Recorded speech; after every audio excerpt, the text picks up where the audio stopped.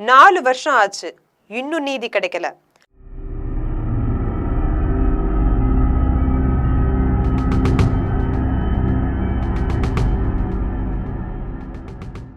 தமிழ்நாடு தேர்தலே வேண்டான்னு சொல்லும் வேங்கை வயல் மக்கள். ஊழல் பண்றியா? இது தவறு இல்லையா?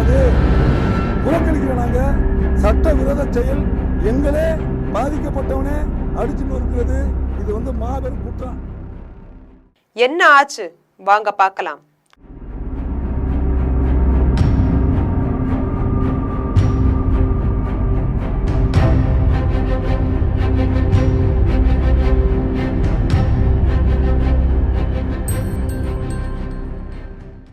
புதுக்கோட்டை மாவட்டம் வேங்கைவயல் கிராமத்துல வசிக்கக்கூடிய பட்டியல் சமூக மக்கள் வாக்களிக்காம தேர்தலை புறக்கணிச்சிருக்காங்க. மக்கள் வசிக்கக்கூடிய பகுதியில இருக்கக்கூடிய குடிநீர் தொட்டியில மனித கழிவு கலந்த விவகாரத்துல தங்களுக்கு முறையான நீதி கிடைக்கல அப்படின்னு அப்பகுதி மக்கள் குற்றம் சாட்டியிருக்காங்க. இது பற்றி ஜெம் தொலைக்காட்சி வழங்கும் சிறப்பு செய்தி தொகுப்பை இப்போது காணலாம்.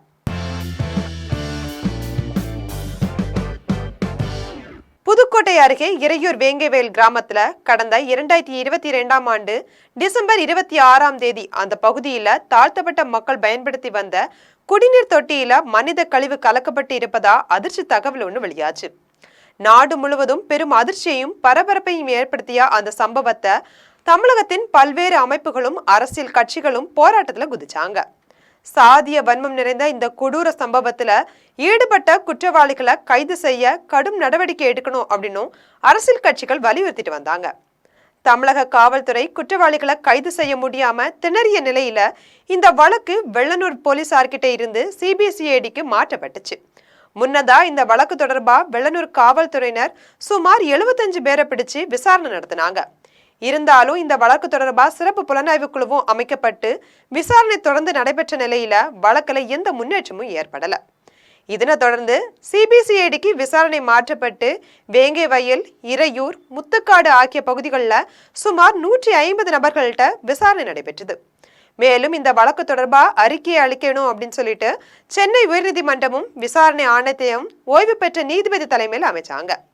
இது தொடர்பா வெள்ளனூர் போலீசார் விசாரணை நடத்திய பிறகு இந்த வழக்கு சிபிசிஐடிக்கு மாற்றப்பட்டு விசாரணை நடைபெற்று வந்துட்டு இருக்கு.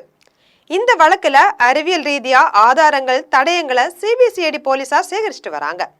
மேலும் கடந்த 2025 ஜனவரி 20ஆம் தேதி இவ்வழக்கோட குற்றப்பத்திரிகைய புதுக்கோட்டை வன்கொடுமை தடுப்பு சட்ட சிறப்பு கோர்ட்ல தாக்கல் செஞ்சிருந்தாங்க. அதுல குடிநீர் தொட்டியில அசுத்தம் கலக்கப்பட்டதுல வேங்கைவயல் பகுதியை சேர்ந்த காவலர்கள் முரளிராஜா, சுதர்ஷன், முத்துகிருஷ்ணன் ஆகிய 3 பேருக்கும் தொடர்பு இருப்பதா குறிப்பிட்டிருந்தாங்க.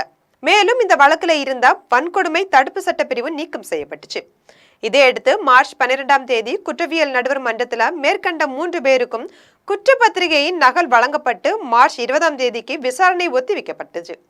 அப்போது எங்களுக்கு இந்த சம்பவத்துக்கும் எந்த தொடர்பும் இல்லை அப்படின்னு எங்களை இந்த வழக்கிலிருந்து விடுவிக்க வேணும் அப்படின்னு சொல்லிட்டு அந்த 3 பேருமே நீதிமன்றத்துல தனித்தனியா மனு தாக்கல் செஞ்சிருந்தாங்க.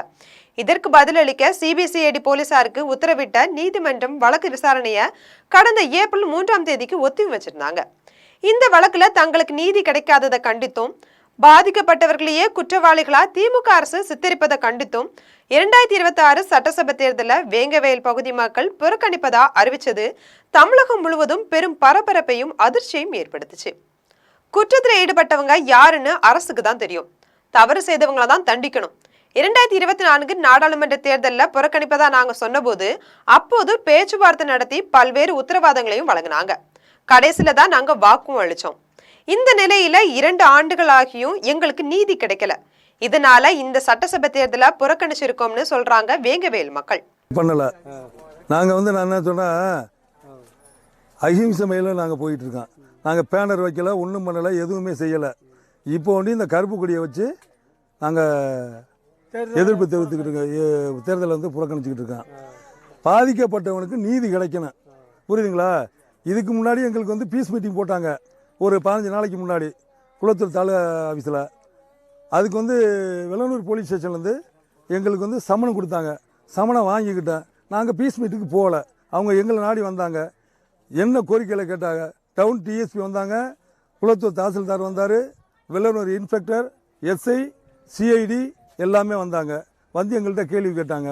நாங்கள் ஏன் தேர்தலை புறக்கணிக்கிறீங்கன்னு கேட்டாங்க. நாங்கள் பாதிக்கப்பட்ட மக்கள் எங்களே குற்றம் சுமத்துறாங்க, இது நல்லதில்லை, அரசுக்கும் தெரியும் யார் குற்றவாளி அப்படிங்கிறது அரசுக்கும் தெரியும். ஏன் அந்த குற்றவாளியை அந்த அரசு காப்பாற்றுது? பாதிக்கப்பட்டவனுக்குள்ள நிற்கணும், பாதிக்கப்பட்டவனே திருப்பி திருப்பி நசுக்கணும் என்ன அர்த்தம்? அது மட்டும் இல்லாமல் பறையனே தண்ணி தொட்டியில் பிய போட்டுட்டு அவனே தண்ணியை குடிச்சிக்கிறான்னாக்க அது எந்த நீதி? இது நியாயமா? அப்போ நாங்கள் மானநட்ட வழக்கு போடலாம்ல? அப்போ அந்த தண்ணி அந்த பிய நீனே போட்டு பாட்டு நீ அந்த தண்ணியை குடிச்சுப்பாரு, அதோட வருத்தம் தெரியும். அப்போ அந்த நிலவரம் தெரியுமா இல்லையா? அப்போ அரிஜினல் பறையனாவே தாழ்த்தப்பட்ட மனுஷன், அவன்கிட்ட மக்கள் தொகை கம்மியாக இருக்குது அப்படின்னா எதை வேணாலும் பண்ணிடலாமா? நசுக்கப்பட்டுடலாமா? நீதி. அப்போ கவர்மெண்ட்டுங்கிறது என்ன? பாதிக்கப்பட்ட மக்களை வந்து பார்க்கணும். இதுவரையும் நீ பார்த்துருக்கியா? பார்க்கவே இல்லை. ஏன் பார்க்கல? அந்த ஆதங்கத்தில் எங்களுக்கு நீதி வேணுன்ட்டு நாங்கள் ஓட்டு போடல, வேங்கவேல் மக்கள் ஓட்டு போடலை. நம்ம தரப்புல ஒரு 10 பேர் போய் அது எங்கள் தரப்பு கிடையாது. இப்போ என்னன்னு சொல்றீங்கன்னா, ஸ்கூல்லேருந்து இங்கே வரலையும் வந்து இதுக்கு முன்னாடி இது ஒன்றியும் தான் வேங்கவேலாக இருந்தது, புரிஞ்சுங்களா? வேங்கவேல் உள்ளது வந்து அதுவும் வேங்கவேல் ஆயிடுச்சு. இப்போ அது வந்து இப்போ என்னங்கன்னா அது முத்திரையர் ஓட்டு போட்டிருக்காங்க, அரிஜின மக்கள் ஓட்டு போடவே கிடையாது. அது இப்போ என்ன ஆகுதுனாக்க வேங்கவேல் மக்கள் 10 பேர் ஓட்டு போட்டாங்க, 10 பேர் ஓட்டு போட்டாங்க, அரிஜின மக்கள் ஓட்டு போட்டாங்களான்னு கேளுங்க. அரிஜினல் மக்கள் இதை விட்டு தாண்டவே கிடையாது. அந்த மக்களும் முத்திரையரும் அரிஜினத்தரும் இப்போ ஒன்று சேர்ந்துருச்சு வேங்கவேல்னு. அதனால ஒன்று வேணா. அப்போ வந்து கோஞ்சம்பட்டி எங்கே இருக்குது? வேங்கவேலுக்கும் கோஞ்சம்பட்டிக்கு 2 கிலோமீட்டரு. அங்கேருந்து ஒரு பையன் வேங்கவேல் அட்ரஸை வச்சுக்கிட்டு வரான். வேங்கவேல் அட்ரஸை வச்சுக்கிட்டு ஓட்டு போடும்போது என்ன ஆகும்? அந்த கோஞ்சம்பட்டி பையன் ஓட்டு போடுறது வேங்கவேலில் ஓட்டு போட்டதாக காமிக்குமா காக்காதுங்களா? ஏன் அப்படி வச்சிருக்க அந்த அரசு? அவனுக்கு தனித்தனியாக ஓட்டு லிஸ்ட்டை கொடுக்க வேண்டியதானே? கோஞ்சம்பட்டினா கோஞ்சம்பட்டி பையனுக்கு கொடுக்கணும்ல, வேங்கவேல் நீ எதுக்கு அட்ரஸ் கொடுக்குற? அப்போ வேங்கவேலில் ஓட்டு போட்டேன் அப்படிங்கிற மாதிரி தானே கணக்கு. இது என்னங்க ஊழல்? இது ஆட்சியில் ஊழல் பண்ணுறது மாதிரி இங்கேயும் ஊழல் பண்ணுறியா? இது தவறு இல்லையா? அது புறக்கணிக்கிற நாங்கள் சட்டவிரோத செயல், எங்களே பாதிக்கப்பட்டவனே அடிச்சுன்னு இருக்கிறது, இது வந்து மாபெரும் குற்றம். இது போன்ற நாட்டு நடப்புகளை தெரிந்து கொள்ள ஜெம் தொலைக்காட்சியுடன் எப்போதும் இணைப்பில் இருங்கள்.